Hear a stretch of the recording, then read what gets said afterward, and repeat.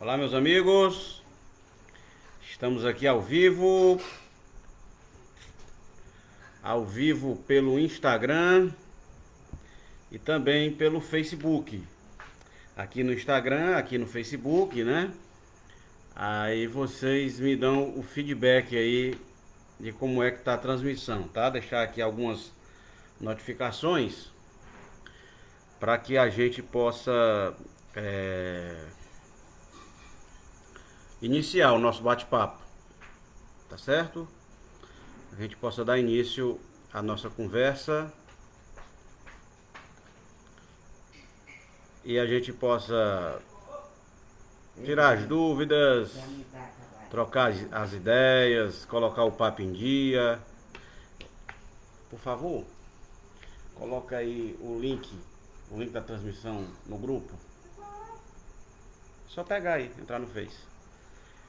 Então, pessoal, a gente está entrando aqui ao vivo, tá? Agora que são 19 horas, estamos aqui fazendo essa transmissão direto de Maranguape. Deixar aí entrar mais algumas pessoas, tá? O Xande tá dando aqui o alô. O Wagner, a Marilza, minha amiga, o Xande, o doutor Henrique, doutor Vitor, Bruno, o Mauro Demilson diz, hoje eu vou acompanhar. Beleza, Mauro. O Ravi, o Carlos Paula, vulgo Camarão, entrando ao vivo aqui com a gente, tá? Muita gente legal, muita gente boa. Dr. Vitor Frota, presidente do Cidadania.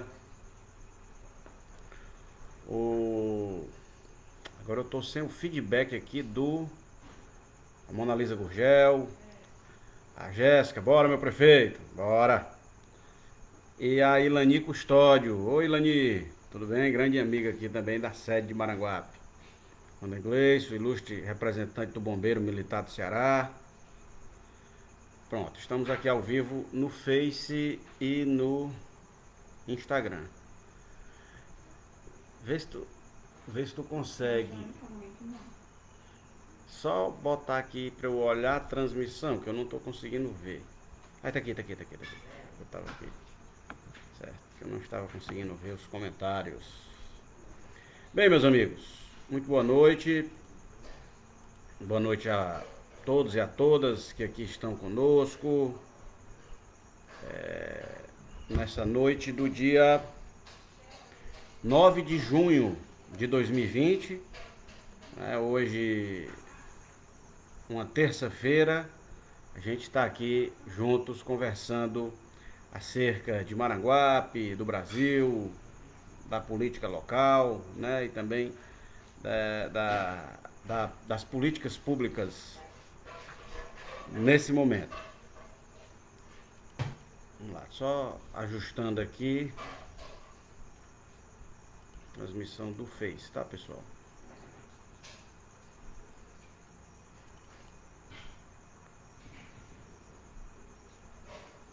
A Vera Monte, lá do Canindé, manda um abraço. Alô, Vera.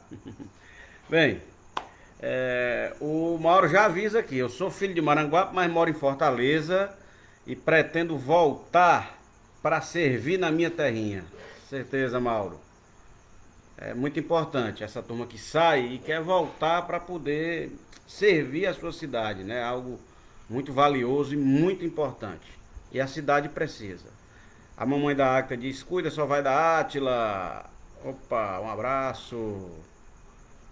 A doutora Cleonice que foi nossa secretária de saúde, né? E também secretária de finanças, nos dá a honra da sua participação. A Márcia Vidal, que foi nossa presidente da FITEC, coordenadora da juventude. A Robertinha Torres. Eu queria que vocês no Facebook me dessem o retorno aí se tá tudo bem, tá? Porque no Instagram eu já sei que está tudo ok, tá? Então vamos lá. Vamos dar início aqui à nossa transmissão no dia de hoje.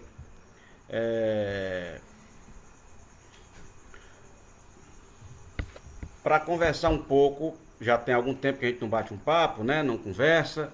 E hoje será importante para a gente colocar o papo em dia, né? E conversar sobre muitas coisas que a gente precisa bater um papo.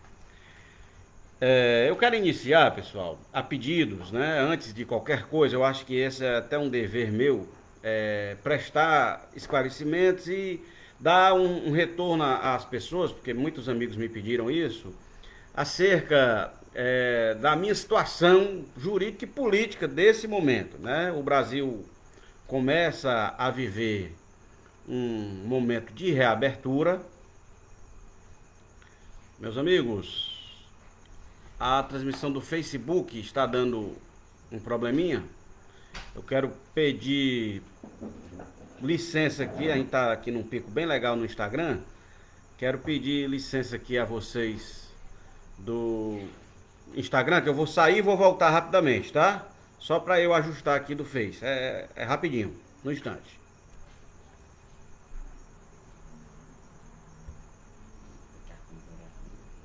Hã?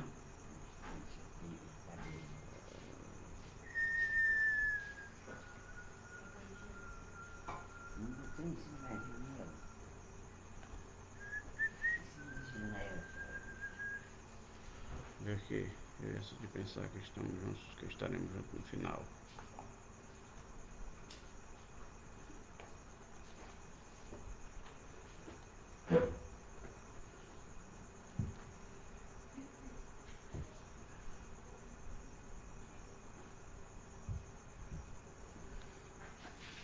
Pessoal do Face, me dá um retorno aí, tá tudo ok?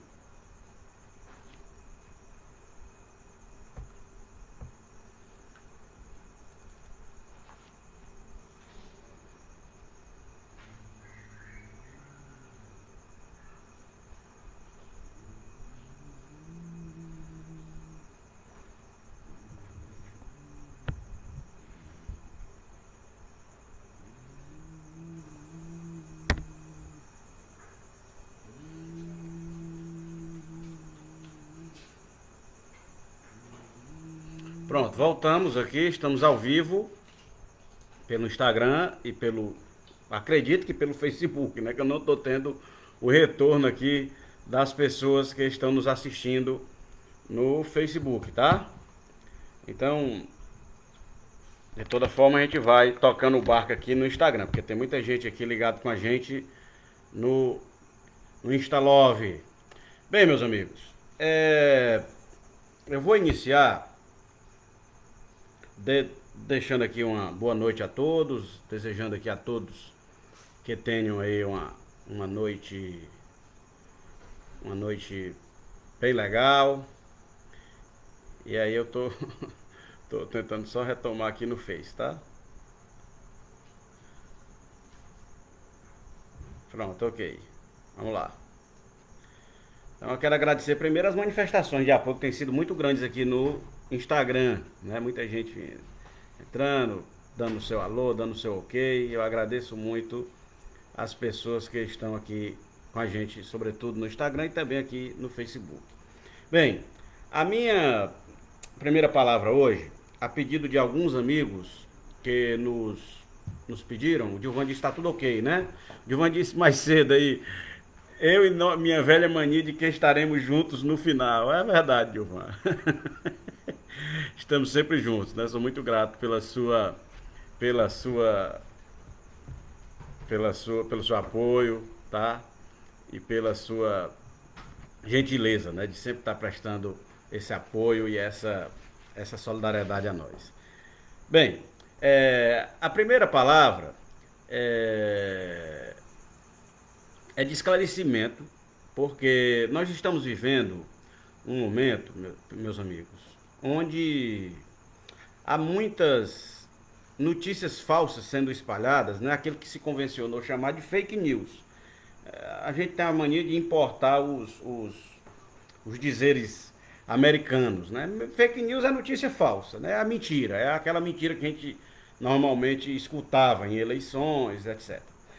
E isso tem sido uma prática desde que as redes sociais, uma prática ainda mais forte, desde que as redes sociais ganharam uma força ainda maior nas campanhas políticas, né? Isso aí foi alvo de questionamentos Por exemplo, na campanha do Brexit, lá no Reino Unido, né, que foi a saída do Reino Unido, da Inglaterra,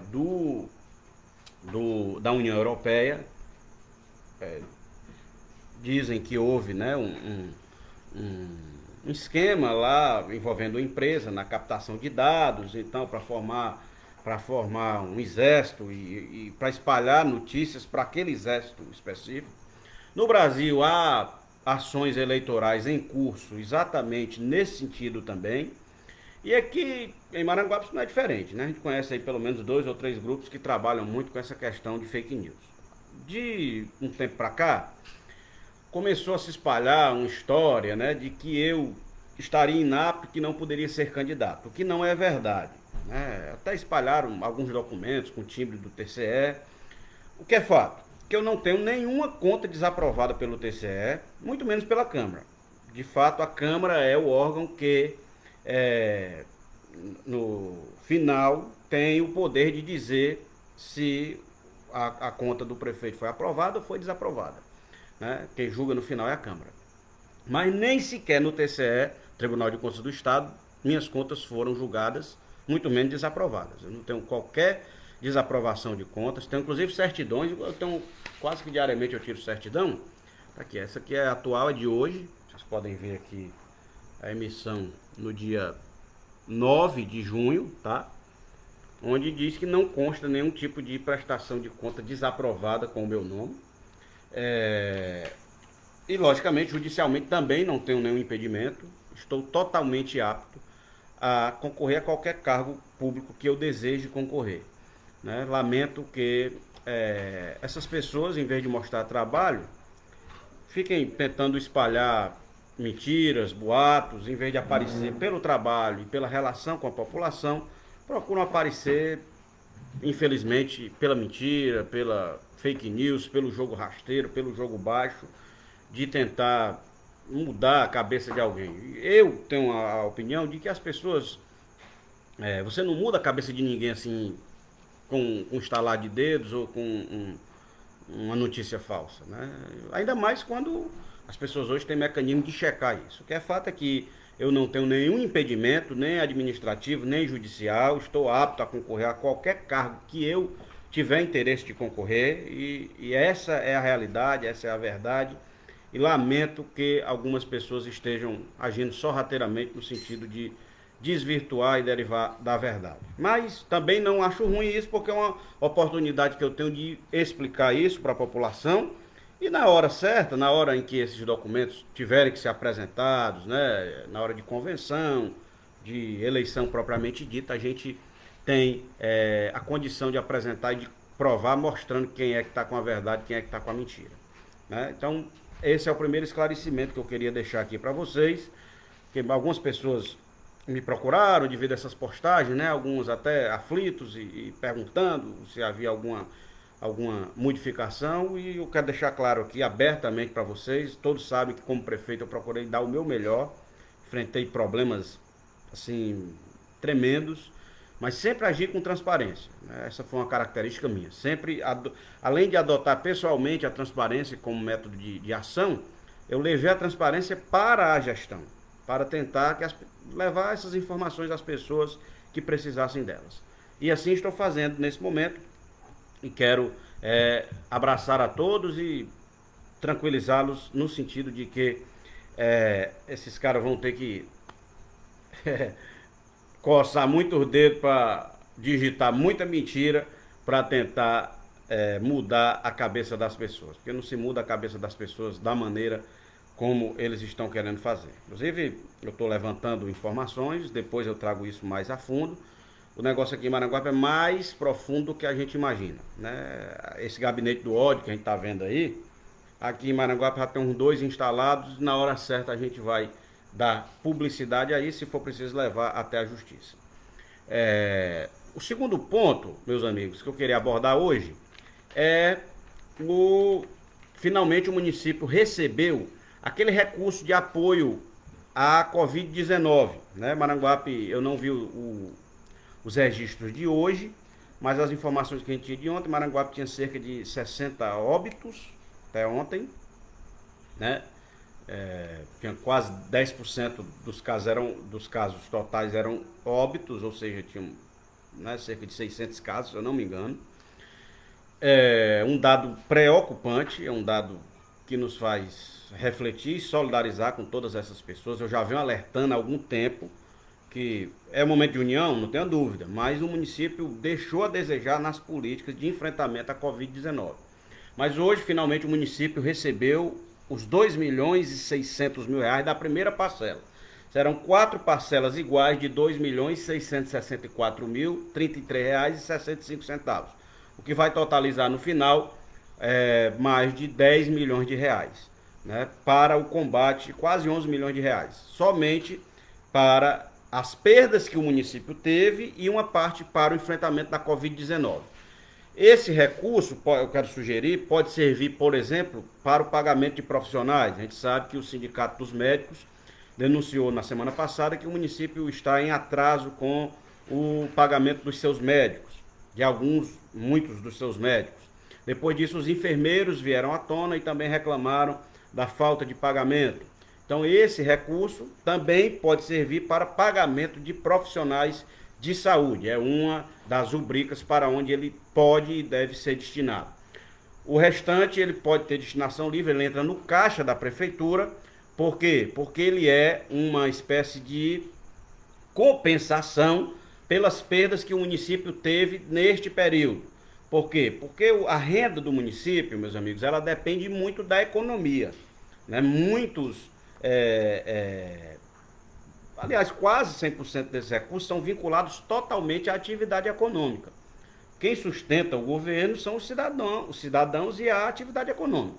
Na hora que, por exemplo, a circulação de mercadoria, as compras caem, a produção da indústria cai, você diminui aí uma série de recursos que entrariam nos cofres públicos, como o ICMS, como imposto, né, sobre exportação, sobre importação, IPVA, porque as pessoas perdem capacidade de pagar esse imposto. E esse imposto é o que sustenta os governos, as diferentes esferas de governo. Dessa maneira, para compensar essa perda dos municípios, criou-se esse auxílio do governo federal, onde foi repassado ao município, vai ser repassado 10 milhões e 900 mil reais de 4 parcelas. A primeira já entrou no valor de 2.664.033 reais e 65 centavos, que vai ser muito importante para este enfrentamento, certo? A outra coisa que eu queria falar é sobre a inauguração, né, dos leitos de UTI em Maranguape. O município tem um hospital, que é o Hospital Dr. Argeu, inicialmente o Hospital Gonzaguinha. Esse hospital foi construído em 1986. Meu pai, Pedro Câmara, inclusive, era o prefeito de Maranguape na construção deste hospital, que foi uma parceria do município com o governo do estado. O governador era Gonzaga Mota, o município doou o terreno, entrou com uma parte da construção. Inclusive, quero louvar a visão na época do prefeito Pedro Câmara, porque todas essas ampliações que o hospital tem recebido, elas só são possíveis porque foi adquirido um terreno enorme que ainda está lá, com boa parte para ser usada em futuras ampliações, né? E aí, de lá para cá, algumas ações foram feitas neste hospital. Por exemplo, na minha gestão, eu criei o banco de sangue, aumentei o número de leitos, aumentei as especialidades, aumentei o número de cirurgias, né? Criamos a entrega de exames via internet e outras gestões também fizeram as suas ampliações, as suas melhorias. Agora nós tivemos, e aí eu quero deixar o mérito claro, primeiro eu quero deixar claro que é importante para o município receber essa UTI, certo? Eu não advogo a tese de que por ser oposição é algo ruim, de forma alguma. Acho que é importante, todo prefeito deseja de fato ampliar o seu número de leitos, porque isso é importante para atender a população. Quero dar mérito aqui também ao governo do estado, porque todos os respiradores, que é a parte mais cara desta UTI, esses equipamentos mais tecnológicos, né, foram cedidos pelo governo do estado e ficarão para o município, né, esse é um ponto. A União Federal também, com esse aporte de ajuda através do auxílio para os municípios, apoiou, e o município executou, e acho que foi uma ação devida. Acho apenas que a partir de agora, a UTI propriamente dita, eu, pelo pouco que eu entendo nessa área de saúde, mas entendo de gestão pública, pela experiência que tive, a UTI, propriamente dita, não está instalada. Tanto é que tem muita gente que está procurando já a UTI e não está recebendo esse atendimento, porque agora ela está destinada aos pacientes com Covid-19. Né? Então é praticamente uma enfermaria para esses pacientes da Covid-19. Logicamente, essa UTI será um benefício que ficará para o município, mas é importante o município tomar os cuidados para cadastrar isso junto à União, junto ao governo do estado, para quê? Para a gente receber recurso para custear a UTI. Que a manutenção da UTI não é uma coisa barata. Você tem que ter médicos, enfermeiros e profissionais 24 horas, tem que ter medicamentos, né, de alto custo também 24 horas. Nesse momento o município não está fazendo uso disso, porque basicamente está funcionando quase como enfermaria, né, inicialmente. Então, desta maneira, é preciso fazer esse cadastramento para que o município se habilite a receber estes recursos de custeio da UTI. O município hoje, por exemplo, já recebe um recurso para custear o seu hospital, custear seus postos de saúde, porque esses postos e esse hospital estão cadastrados no Ministério da Saúde. Então, neste momento, também é fundamental que a gente tenha esse suporte burocrático para que o município sustente, para que seja uma UTI sustentável, né? Não adianta nada a gente ter um equipamento que o município não vai ter condição de custear. Então é fundamental a gente fazer esses atos preparatórios. Se Deus quiser, dentro de pouco tempo nós vamos estar livres dessa pandemia, o município vai estar livre dessa pandemia e aí vai ficar o benefício para a população também, para as futuras gerações. Então é muito importante esse planejamento para que a gente possa não deixar essa UTI funcionar como um elefante branco, vamos dizer assim, né? Que ela exista e que não funcione, como a gente vê o caso de tantos outros municípios que compram aparelhagem de alto custo e acabam não usando porque não fizeram este planejamento. Mas acho a presença o advento da UTI no Hospital Dr. Argeu uma medida importante para a população, dando mérito também aqui ao governo do estado, que fez a cessão desses aparelhos de alto custo, e também ao governo federal. E a prefeitura que fez essa execução, né, e eu espero que a população seja bem atendida na nossa UTI. Outro assunto que eu gostaria de abordar, antes da gente passar aqui para as perguntas, é o seguinte: nós estamos vivenciando um período de abertura da atividade econômica, né? O Fortaleza hoje, já desde ontem, vive a fase de abertura da sua primeira fase da abertura da economia. Uma parte da economia de Fortaleza já está funcionando com alguns cuidados adicionais de higiene, de evitar aglomeração, coisa desse tipo. E a cada 14 dias isso vai ser medido. Os outros municípios, Maranguape, por exemplo, ainda está sob a égide do decreto, né, de isolamento, e algumas atividades estão impedidas de funcionar ainda neste momento. Para que a gente passe para um novo momento, eu fiz uma postagem semana passada no Facebook, e não sei se fui bem interpretado. O município precisa ter uma estatística, uma curva do comportamento do vírus em Maranguape. O que é isso? Basicamente a gente identificar se essas medidas de isolamento, as barreiras nas fronteiras, né, os cuidados que foram tomados, os recursos recebidos, se de fato está surtindo efeito. E se a gente já pode, se há um decréscimo na curva de contágio, na curva de óbitos, né, se menos pessoas estão procurando as postos de saúde, a UPA, os hospitais, para que a gente passe para um segundo momento. A gente só pode ter a certeza que Maranguape está preparada para passar para um novo momento na economia, abrindo fortemente a sua indústria, abrindo seu comércio, seu serviço, que corresponde aí a cerca de 60% da economia de Maranguape é voltada para o comércio e o serviço. Né? A própria atividade pública, a prefeitura anunciou que essa semana voltou às suas atividades presenciais. Então, para que a gente possa ter esta abertura, a gente precisa de dados, né? Para a gente não cometer o equívoco de abrir quando não deveria abrir, ou de fechar quando deveria abrir, ou coisa desse tipo. Então essa estatística, ela é muito importante, ela é fundamental para que a gente tenha o norteamento das nossas políticas públicas de combate à Covid-19, certo? O que é fato, meus amigos, é que ficou aqui o legado dessa pandemia, é que a população exige que a partir de agora todos os governos, em todas as esferas, eles atuem no sentido de priorizar aquilo que é mais importante para a população, né? Que o dinheiro não seja desperdiçado.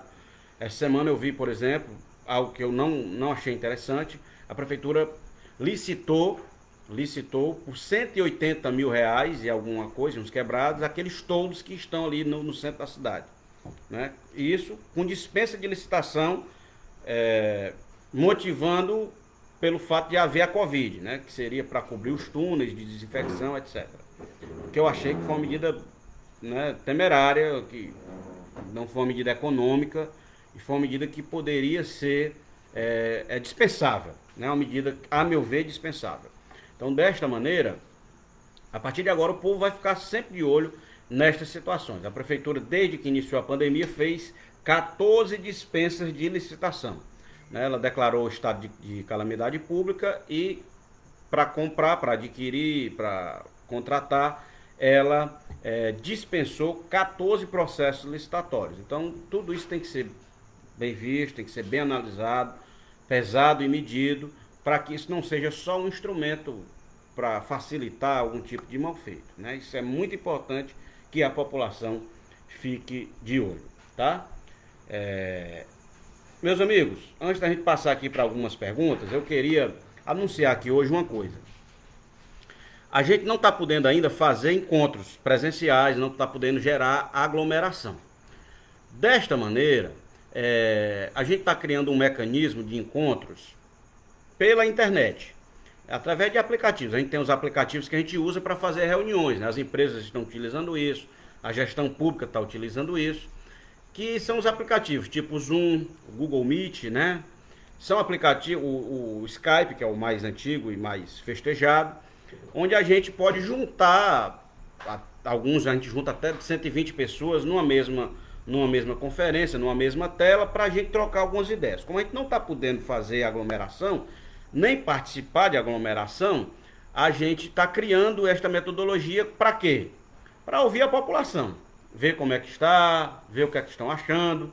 Então eu quero pedir a vocês, quem tiver interesse de participar, a gente vai ter reunião voltada para o esporte, para a educação, para a saúde, para o meio ambiente, para os distritos, para os bairros, até que a gente possa normalizar essa questão dos encontros. Então quem tiver interesse de participar, você se comunica aqui, a gente vai ter um número de WhatsApp que a gente vai passar, mas a princípio usa aqui o direct do Instagram, do meu mesmo, ou então o Messenger, né, no Facebook, dizendo que quer participar, que aí a gente vai fazendo encontros de 20 em 20, de 25 em 25. Por quê? Porque esses encontros, como a gente quer também escutar, a gente botar 100 pessoas vai ser muito difícil, vai ser interminável, né? Então a gente quer fazer exatamente desta maneira, colocando as pessoas para que elas possam falar, possam participar e possam ser ouvidas, e daí a gente ter um plano de metas decente. A gente sabe que nós estamos vivendo este momento delicado de pandemia, mas isso vai passar, vai vir aí um processo eleitoral, e até mesmo por isso a gente precisa ter soluções importantes para os nossos problemas. E aí a gente quer lhe ouvir. Esse quadro, né, esse encontro, a gente está chamando de Maranguape do jeito que você quer, certo? E aí, por isso que a gente colocou esse nome, porque a gente quer que Maranguape esteja do jeito que a população deseja. E aí a gente vai escutar a população, quero pedir a sua interação, quem tiver interesse, começa a se contactar com a gente, que a gente vai marcando os encontros, as reuniões, e vai incluindo as pessoas aos poucos nesses encontros, tá bom? Deixa eu ver aqui alguma pergunta.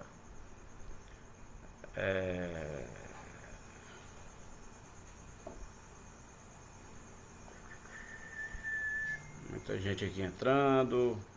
Eu vou priorizar aqui as perguntas do Instagram, pessoal, porque o Instagram ele sai com 24 horas da transmissão. A do Facebook fica registrada. Então, o do Facebook eu posso registrar, posso responder as perguntas, inclusive depois, digitando, porque ela fica na nossa linha do tempo, tá? Então, aqui no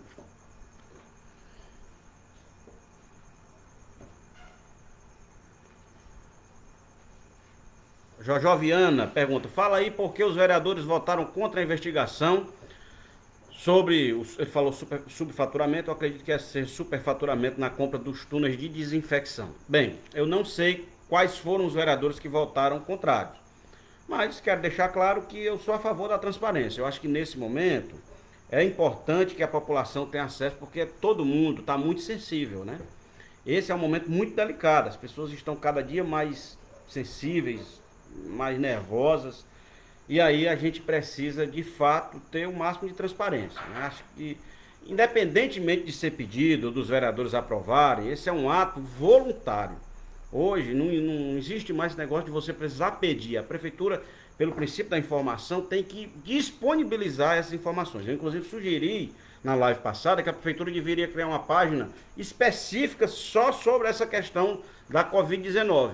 E aí você se antecipa a esse tipo de boato. Eu acredito que tudo que as pessoas dizem da prefeitura de Maranguape, ela é culpada porque ela procura isso. Ela não se antecipa, ela não dá justificativas, ela não interage, ela não busca, né, informar.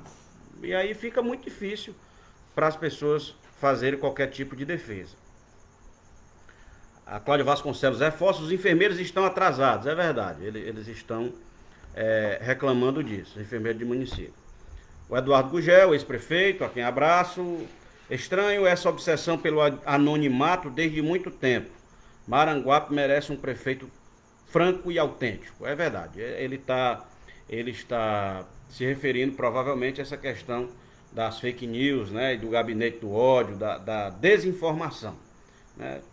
É comum, inclusive já soube que tem vários telefones de Maranguape cadastrados para receber esse tipo de notícias. Se você começar a receber notícias de quem você não conhece, começar a chegar aqui na sua linha no tempo, de repente, páginas que você nunca viu, é essa turma agindo. Mas vamos para frente.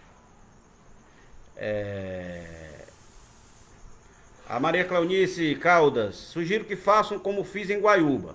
Disponibilize o acesso à população para acompanhar o destino do recurso, demonstre transparência e respeito à população. É verdade, Cleonice, que hoje está secretária de saúde lá em Guaiúba, desempenhando um grande trabalho, assim como fez aqui em Maranguape. Aqui juntos fizemos 10 novos postos de saúde, criamos 4 terceiros turnos, criamos o banco de sangue do Hospital Municipal, os exames laboratoriais pela internet, duplicamos a oferta de profissionais médicos e enfermeiros, de número de equipes de saúde da família, isso dados do Ministério, tá? Levamos a 100% de cobertura. Foi de fato uma luta, mas que tivemos bons resultados. O Jaziel denuncia: Rua Alice Medeiros Carioca está calçamentada no papel da CEINFRA, está destruída com 5 metros de rua feita. Fica aqui o desabafo e a gente precisa checar isso. Genival Bernardo, professor Genival, um forte abraço a você também, Genival. Quadro do Aranha: boa noite, meu futuro prefeito. Boa noite, Aranha. Iedas Buffet pergunta: sobre o IPTU, o que é que vai ser feito? Iedas Buffet é um empreendimento importante aqui da cidade do ramo de eventos. É o seguinte, sobre o IPTU atualmente, qual foi a minha sugestão? A minha sugestão é que a prefeitura suspendesse por 90 dias todos os tributos municipais, porque a população está impossibilitada de pagar, né? Isso não foi feito, mas acho que no nosso plano de metas, uma das coisas que a gente tem que colocar a ser com clareza sobre o IPTU é que ele tem que ser reduzido. Houve um aumento desarrazoado, alegando que a planta tributária estava atrasada, acho até que estava. Eu fui prefeito anteriormente e não me senti à vontade em levar o IPTU a números estratosféricos numa crise econômica que eu enfrentei com queda de PIB por 2 anos seguidos. Então não achei que deveria levar essa conta para o contribuinte maranguapense. Não me arrependo disso. E aí de repente a prefeitura aloprou e teve casos de IPTU sendo elevados em 1000%. esse IPTU de fato tem que ser reduzido. Né? Eu acho que esse debate tem que ser feito. Tem que ser lógico, não pode ser de graça, porque o imposto é devido, é uma das obrigações do cidadão, mas ele precisa ser cobrado na medida em que a população possa pagar. Bem lembrado, Iedas. Iedas e a nossa amiga Nayana, futura vereadora de Maranguape. Deixar um abraço aqui para ela. Jaziel pergunta, qual a sua opinião sobre o uso de hidroxicloroquina no tratamento? Meus amigos, eu acho que essa informação, essa opinião, ela tem que ser dada por um profissional de saúde, né? Eu não sou profissional de saúde, certo, Jaziel? Então eu acredito que o profissional de saúde é o mais indicado para adotar esse procedimento. A gente tem notícia que ela teve eficácia para alguns casos, porém ela tem contraindicações para pessoas cardíacas, etc. Então eu não entro nesse debate, certo? Eu acho que se por acaso eu fosse acometido de Covid e precisasse usar, eu usaria se o médico me aconselhasse. Né? Acho que cada caso é um caso. Para cada paciente tem um remédio. Então eu não entro nesse debate, acho que ele não deve ser um debate político. Mas acho que todos os entes, Estado, município, União Federal, ele tem que ter um protocolo. Maranguape não adotou um protocolo. Né? O protocolo, o nosso tratamento de Covid aqui é esse aqui. Os casos tratados são dessa maneira aqui. É uma linha geral, né? Maranguape não adotou isso. Então fica nisso aí, tá? Quero mandar um abraço aqui pro meu amigo Mardoni Ximenes, advogado, pré-candidato a vereador, tem feito um enormíssimo trabalho, tremendo trabalho de luta por leitos de UTI, por acesso à saúde. Deus te pague, tá, Mardoni? Muitas pessoas têm sido atendidas por você e bacana, independentemente de política, você faz isso há muito tempo, eu quero te abraçar por isso, tá? O Paulo Neto tá aí também, nosso grande amigo correligionário, Gustavo Abreu.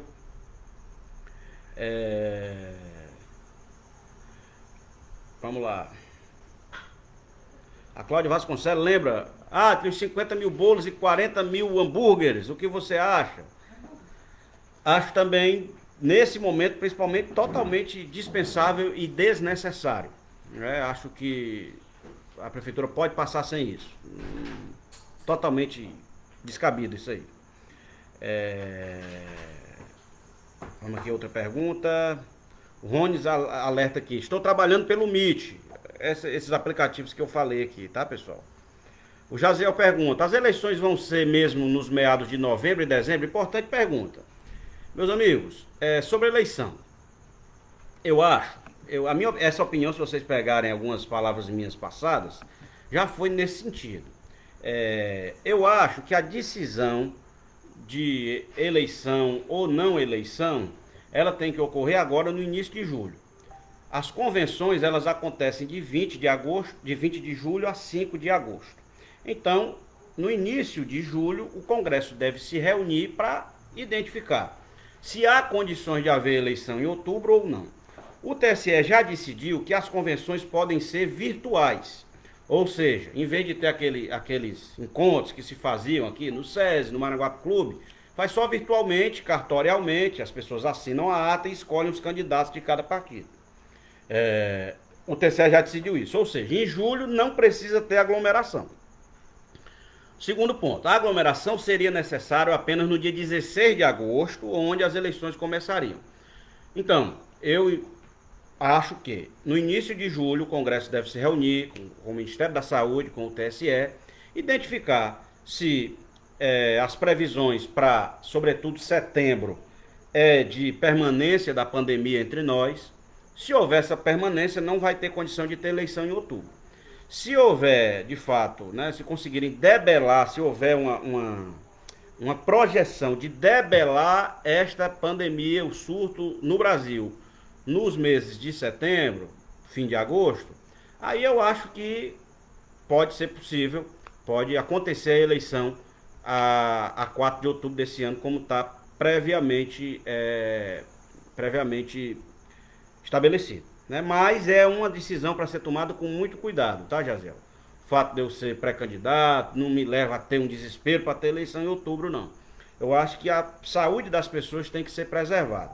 Em que sentido? Nós temos que identificar se o número de procuras aos hospitais diminuiu, às UPAs, aos postos de saúde. identificar se nós temos leitos e respiradores suficientes para atender uma possível demanda, né, e se está havendo essa queda, né, de casos e de óbitos, né? Se houver isso, aí eu acredito que a eleição acaba sendo possível, né? Mas eu quero deixar essa decisão aí para o Congresso Nacional e também para o TSE, a palavra final é do Congresso, tá? O Gleison Ramon, grande Gleison, cabeludo, Ramon, grande abraço. O Aramicia Márcia, muito boa ideia, a população quer ser ouvida, é importante, Ará. Repito, para quem não pegou essa parte inicial, meus amigos, nós vamos iniciar encontros virtuais. Vocês podem se cadastrar aqui no nosso Instagram, no nosso Facebook, e a partir daí a gente vai fazer reuniões temáticas com 20, 25 pessoas, que vão debater online aqui com a gente sobre as propostas para Maranguape. Esse é o programa chamado Maranguape do jeito que você quer. O Henrique Silva, eu acho que é o Henrique, se eu não me engano, o Henrique é guarda municipal. É porque eu não estou enxergando direito aqui. Mas enfim, é o Henrique Silva. Se for o guarda municipal, se não for também, eu quero abraçar a guarda municipal, que esse ano fez 22 anos de criação. Tenho orgulho de ter sido o prefeito que criou o plano de ascensão funcional da guarda municipal. A guarda passou a ter promoções a partir desta lei criada na minha gestão, e aí muitos deles que eram guardas estagiários ainda passaram a ter essa promoção que acontece anualmente. Além da compra de fardamento, de equipamentos, de carros, de equipamento de fato para a guarda municipal. Projetos como o Maranguape Construindo a Cidadania com as crianças nas escolas, o Bombeiro Civil Voluntário. Quero deixar um abraço aqui ao Alfredo, que foi meu último comandante da guarda. Ele teve Covid, passou aí... Teve um vídeo muito famoso dele aí na internet, um rapaz saindo com honras do exército, do hospital. Era o Alfredo, que foi chefe da nossa guarda municipal. Abraçar também o Coronel Erivaldo e abraçar a família do Capitão Nunes em memória, que foi o nosso comandante da guarda no primeiro momento, tá certo? A ele toda nosso amor, nosso carinho e o nosso respeito em memória, né? E a todos os guardas pela comemoração dos 22 anos da guarda municipal. O Gilvan Vieira diz: o prefeitinho sozinho tira terceiro lugar. De fato a gente tem acompanhado a situação política e da avaliação do prefeito municipal de Maranguape não tem sido a melhor. Mas eu acho que a população tem que decidir isso na urna. Não adianta nada a gente reclamar, se a gente está insatisfeito, a gente vai ter que dar a nossa contribuição na campanha, conversando com as pessoas e também na urna, né, demonstrando a nossa insatisfação com o nosso próprio dedo lá e a nossa consciência. O Henrique pergunta: você já foi prefeito, o que faria diferente do que você já fez? Bem, primeiro, hoje eu me sinto mais experiente, é natural isso, né? Já fui prefeito uma vez, fui prefeito com 31 anos, hoje tenho 39. Natural que 4 anos de prefeitura lhe engrosse o couro, lhe dê mais tutano e mais conhecimento. Durante esses 4 anos eu tive ausente da atividade pública, mas procurei estudar muito, procurei me aperfeiçoar. Além da experiência a mais, tenho o mesmo amor pela minha cidade, a mesma vontade de ajudar as pessoas, mesmo interesse de ver Maranguape crescer. E acho que farei diferente. Apostarei muito mais na comunicação. Hoje o setor de comunicação é muito importante para que a gente não só divulgue o que está fazendo, mas para que a gente possa fazer um planejamento integrado. Acho que o planejamento em um eventual segundo mandato começaria no dia após a eleição. Esse planejamento tem que ser construído junto com a população e ele vai ser base para tudo que for realizado, inclusive para além de 4 anos. Nenhuma cidade cresce sem esse planejamento.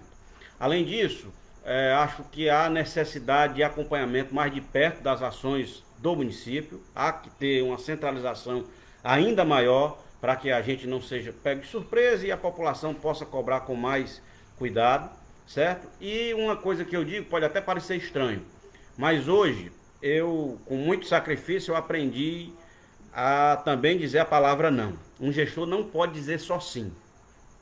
Pode parecer até um contrassenso, mas o gestor que diz só sim, ele gera problema para si e para o município.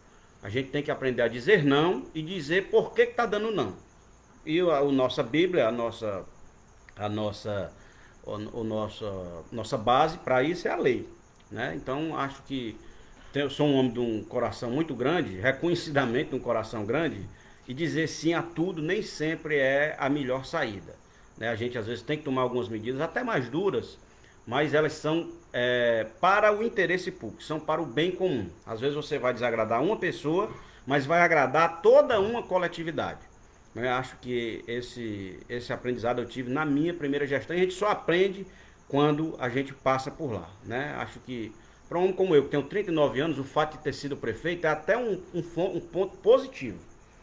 Seria negativo se eu tivesse desmotivado, se eu tivesse sem vontade, né, de trabalhar pelo município. Mas com vontade, com a experiência que tenho e com a minha ainda jovialidade, né, acredito que posso contribuir muito. E hoje estou muito mais experiente, muito mais atento e preparado para as agruras do carro, né? Além do que, acho, modéstia à parte, não conheço nenhum político de Maranguape que conheça tão bem o município com mínimos detalhes como eu conheço, né? Tenho conhecimento porque nasci aqui, vivo aqui até hoje, né? E isso custa caro, né? Custa muita convivência, muito estudo, e é isso que a gente procura oferecer à população. O Código falou sobre as eleições, eu já falei. Na época do Duarte, os professores de educação física eram valorizados, a gente apoiou muito o esporte, né? Foi uma das marcas da nossa gestão. A Doroteia diz, essa administração não respeita os maranguapenses. Eu acho que essa é a grande marca mesmo. A grande reclamação das pessoas é se sentirem desrespeitadas pela gestão municipal, infelizmente.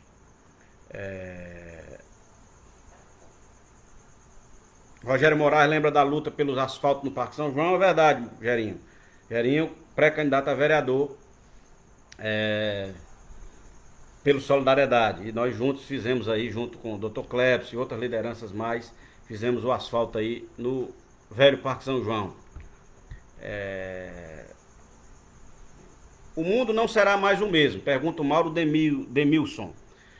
Depois da pandemia. Sendo eleito, você pegará um município em situação difícil. Muitos municípios estarão assim. Como você vê essas condições adversas para a sua gestão? Condição adversa, Mauro, eu já conheço. Eu fui prefeito. Em 2 anos, o Brasil teve PIB negativo, queda de arrecadação.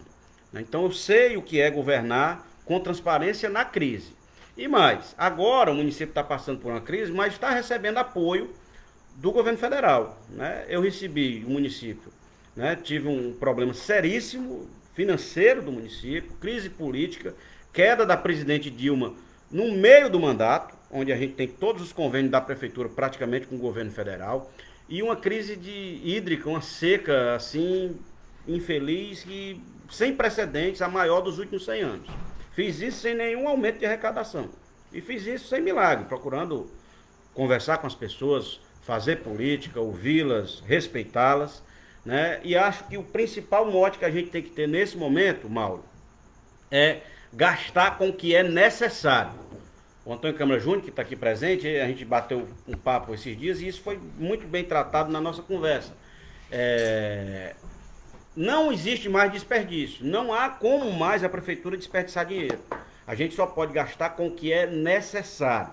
O primeiro ano da nova gestão tem que ser um ano rigoroso, de ajuste, de planejamento mesmo, cortando na própria carne, dando exemplo para que o município tenha recurso para custear essas políticas que vão aparecer a partir de agora como ordem do dia. A população, escute o que eu estou dizendo, vai cobrar ainda mais essas questões mais básicas. Não adianta a gente fazer planos mirabolantes quando a gente tem mais da metade da população recebendo menos de um salário mínimo, né? Então, a gente tem que fazer um planejamento para atender as pessoas que mais precisam e atender principalmente, essa é a cartilha básica que eu digo. Primeiro, fazer o básico.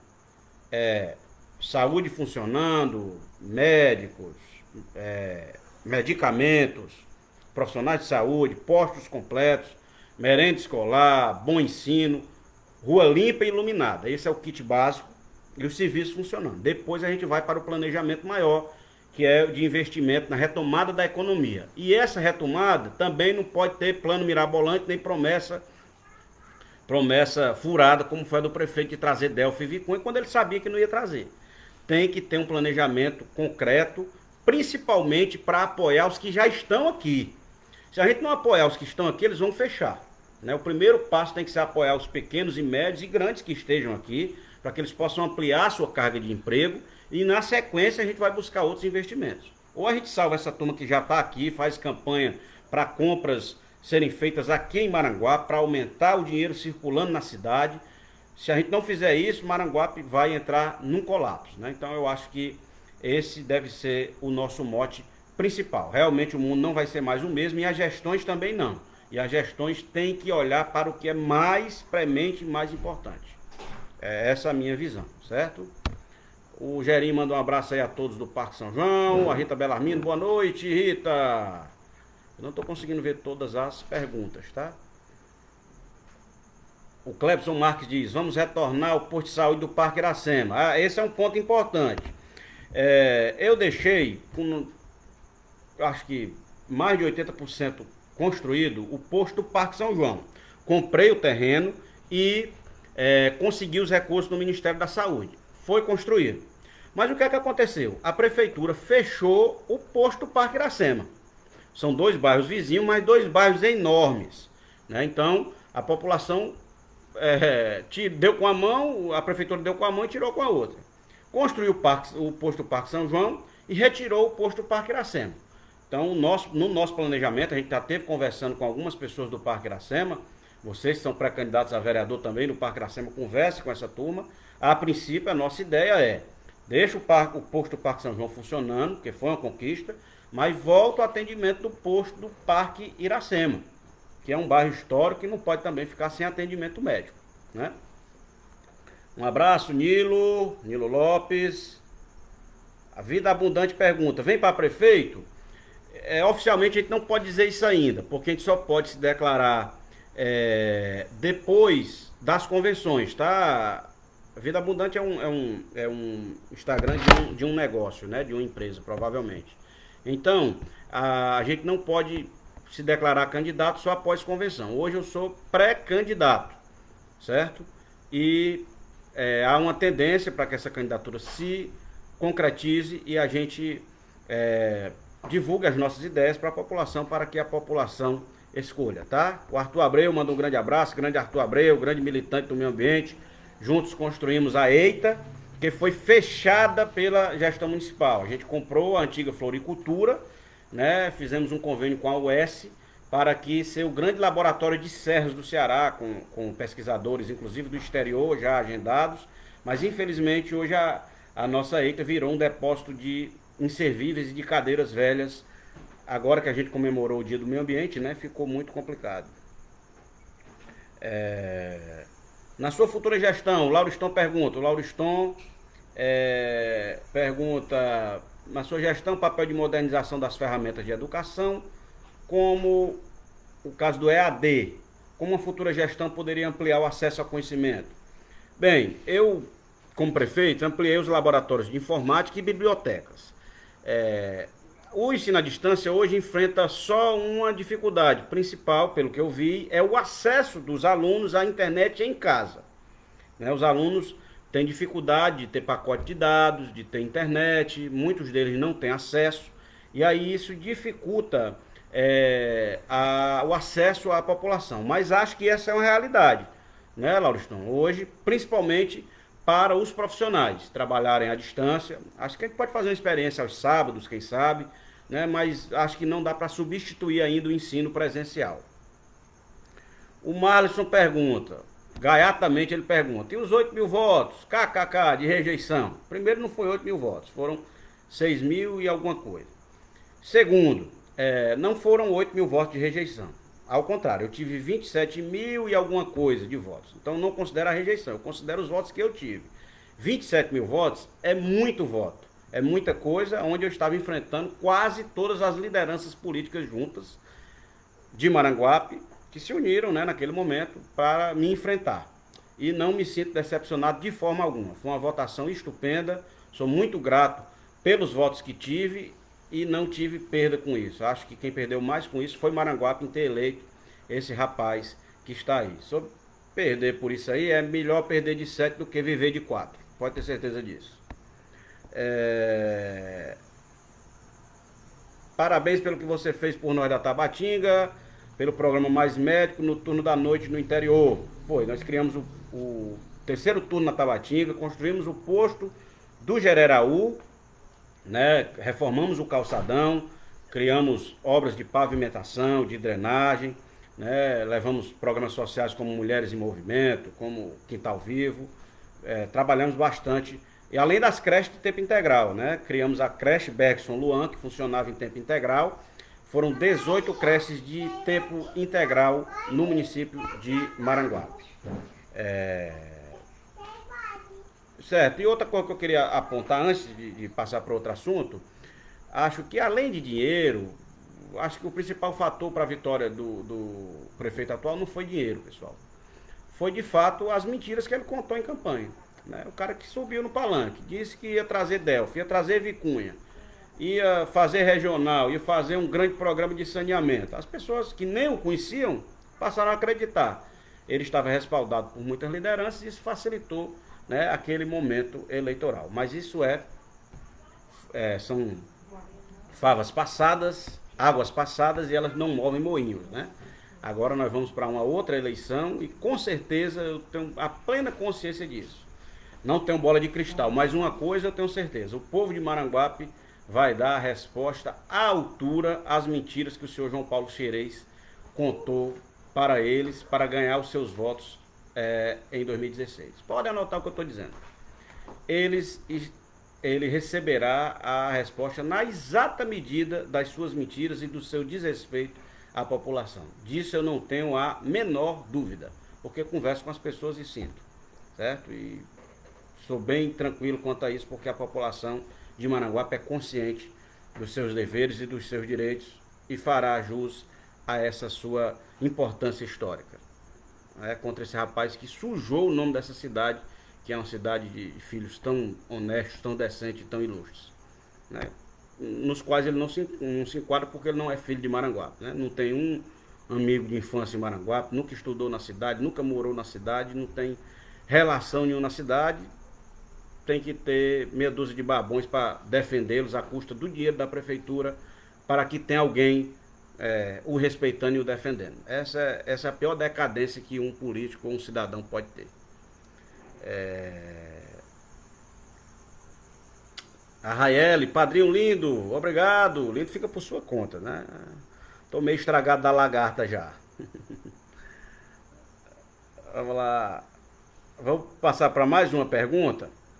O Edilson disse: eu passei no túnel do Xerez que custou 200 mil reais. Todo esse dinheiro é para xiringar água nos olhos da gente?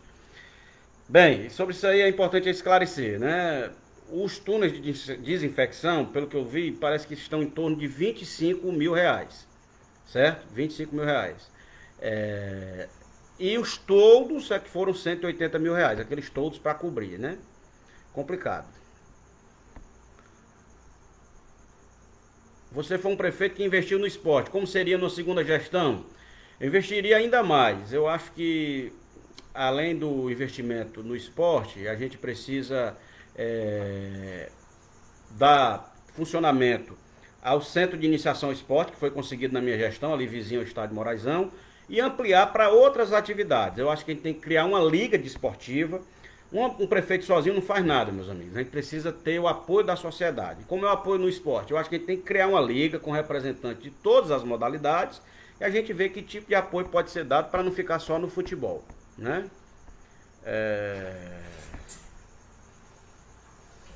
Como o Genilson pergunta, como fica ou ficará essas obras que a atual gestão recebeu da sua gestão e ao que parece não vão ser concluídas, tipo os mercados? Foram mais de 55 milhões em obras que eu deixei conveniados para a atual gestão. Está documentado, cadastrado e registrado. Eu só tenho como dizer, Genilson, quando a gente tiver acesso a esses documentos. Algumas já foram perdidas, eu tive notícia. O ginásio municipal, eles perderam, né? Outras obras foram também perdidas pelo decurso do tempo, porque eles não adotaram as medidas que deveriam adotar, né? E aí a gente só tem como dizer alguma coisa, Genilson, se a gente tiver acesso a esses documentos, né? O que é fato é que tem muita obra 90% do que ele fez, que não foi muito, foram obras deixadas por nós, né? O resto foi governo do estado que cedeu, como Areninha, como Praça da Outra Banda. E talvez 80% do que nós deixamos ele não deu continuidade, tá certo?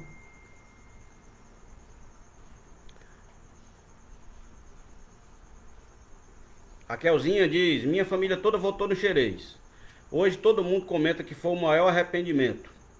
Todos se arrependeram, meus vizinhos. Vai ser a primeira vez que eu vou votar e não vou errar.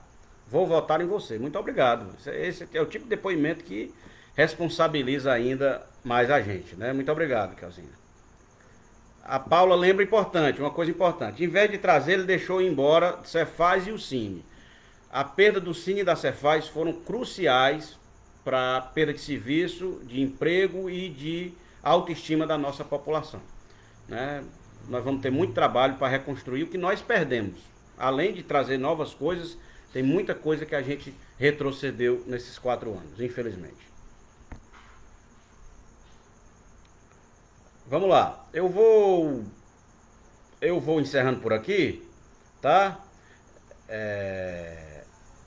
Sabendo que o Leandro lembra que a promessa de empresas chegando, a realidade foi de empresas indo embora. O Leandro temiu, isso é verdade. O Cleves pergunta: você vai repetir o governo itinerante? Com certeza. Foi uma ferramenta que deu certo e a gente tem que estar cada dia mais perto das pessoas. Um governo tem que ser relacional.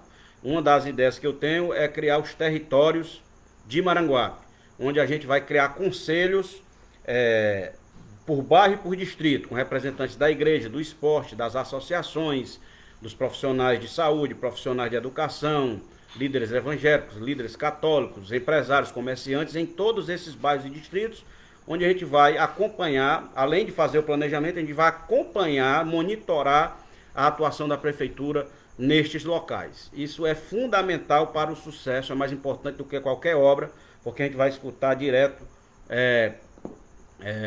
do usuário do serviço público, né? Uma das coisas que a gente com certeza está na mente. Vamos lá. Então, a pequena família Trindade é grande em seu apoio. Vamos que vamos. Muito obrigado, Lauriston, você que foi meu secretário de meio ambiente, perdeu seu pai agora recente. Não foi de Covid, né? Foi do coração. Leônidas, meu grande amigo tricolor. Um grande abraço para você, viu, cara? Foram muitas perdas nesse momento, sabe? Não só por Covid. Eu perdi um tio, que é o Júnior Rubeci, Lauriston, Leônidas, pai de Lauriston. Hoje tive a notícia que a Gugu, uma grande amiga minha aqui da Guabiraba, faleceu. Amarildo, enfim, Dona Eliene, mãe do Xande, tanta gente boa que nesse curto período nos deixou. Triste, viu, meus amigos? Muito triste. Depois que a gente perde alguém muito próximo, como eu perdi meu pai, você começa a identificar que a morte faz parte da vida, né? Você convive mais de perto com a morte, mas é um bicho que a gente não se acostuma, sabe? É algo muito difícil e delicado.